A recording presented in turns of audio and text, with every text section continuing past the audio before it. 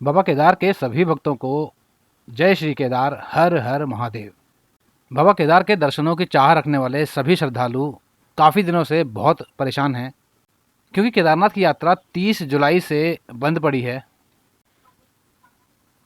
Heli यात्रा तो पूरी तरह से बंद नहीं है, आंशिक रूप से प्रभावित है, लेकिन पैदल यात्रा पूरी तरह से बंद पड़ी है।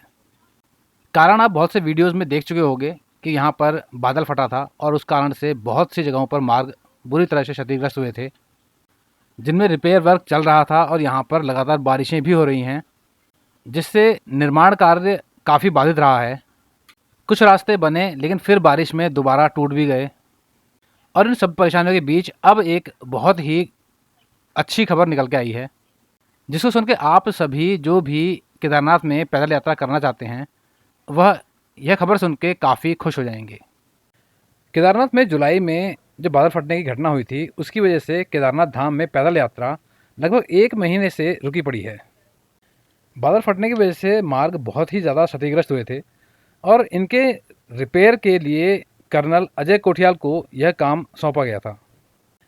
कर्नल कोठियाल वही शख्स हैं जिन्होंने 2013 की केदारनाथ आपदा के दौरान भी मार्गों को रिपेयर करने में बड़ी भूमिका निभाई थी। हालांकि अब कर्नल अजय कोठियाल सेवानिवृत्त हो चुके हैं, लेकिन उनके एक्सपीरियंस की वजह से यह काम इस बार भी उन्हीं को सौंपा गया था।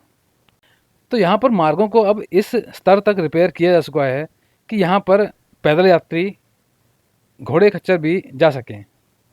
और आज एक 80 से 100 लोगों का छोटा दल गौरीकुंड से केदारनाथ धाम की ओर पैदल यात्रा पर भेजा गया है।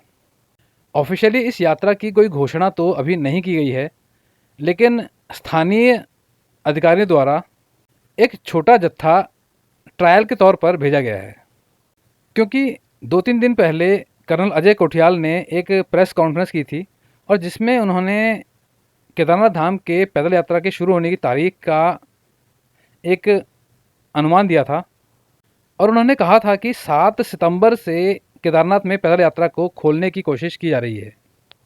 लेकिन यहाँ के स्थानीय व्यवसायी, जिनका व्यवसाय यहाँ पर केदारनाथ पैदल यात्रा के बंद होने की वजह से प्रभावित हो रहा है, वह सभी केदारनाथ की पैदल यात्रा को जल्द से जल्द खोलने के लिए सरकार पर दबाव बना रहे थे।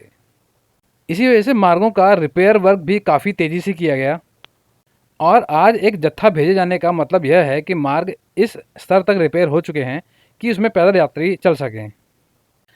हालांकि यह मार्ग अभी उस स्तर की मजबूती वाले नहीं होंगे जो कि आपने केदारनाथ धाम में पहले देखे हैं।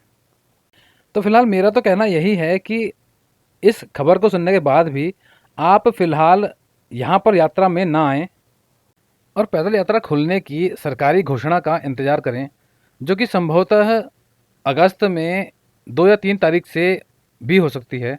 और ऐसा भी हो सकता है कि जैसा कर्नल अजय कोठियाल जी ने कहा कि यात्रा को 7 सितंबर से शुरू किया जाएगा। जब तक इसकी आधिकारिक घोषणा नहीं हो जाती और जब तक यात्री यहाँ पर आना शुरू नहीं कर देते, तब तक फैमिली के साथ यहाँ पर केदारनाथ में यात्रा के लिए आना सही नहीं होगा। फिलहाल यह जत्था जब केदारनाथ पहुँचेगा और वापस आएगा तो काफ़ी हद तक स्थितियाँ क्लियर हो जाएंगी कि मार्ग इस लेवल के बन चुके हैं या नहीं कि इसमें पैदल यात्रा को शुरू किया जा सके। क्योंकि फ़िलहाल जो छोटा दल भेजा गया है उसके लिए ऊपर रहने और खाने का बंदोबस्त आसानी से हो सकता है, क्योंकि अभी वहाँ पर कुछ टेंट वाले, कुछ शॉपकीपर्स अवेलेबल हैं जिनके पास इतनी व्यवस्थाएं तो होंगी कि वहाँ पर एक छोटा 80 से 100 लोगों का दल आसानी से अपना समय गुजार सके। लेकिन ज़्यादा बड़ी संख्या में यदि इस समय लोग यहाँ पर आ जाएंगे तो यहाँ पर समस्या हो सकती है। केदारनाथ आने से पहले एक बार केदारनाथ में रजिस्ट्रेशन की ऑफिशियल वेबसाइट registration&touristcare.uk.gov.in पर अपडेट्स को चेक कर लीजिए, क्योंकि यदि यात्रा ऑफिशियली खुल चुकी होगी तो वहाँ पर इसके अपडेट्स अवेलेबल हो जाते हैं और यह अपडेट्स देखकर ही केदारनाथ की यात्रा पर आएँ। तो चलिए अब मैं अपनी वाणी को विराम देता हूँ। वीडियो यदि पसंद आया हो तो वीडियो को लाइक और शेयर ज़रूर कीजिएगा। नई जगह और नई जानकारी के साथ मैं आपसे फिर मिलूंगा एक नए वीडियो में।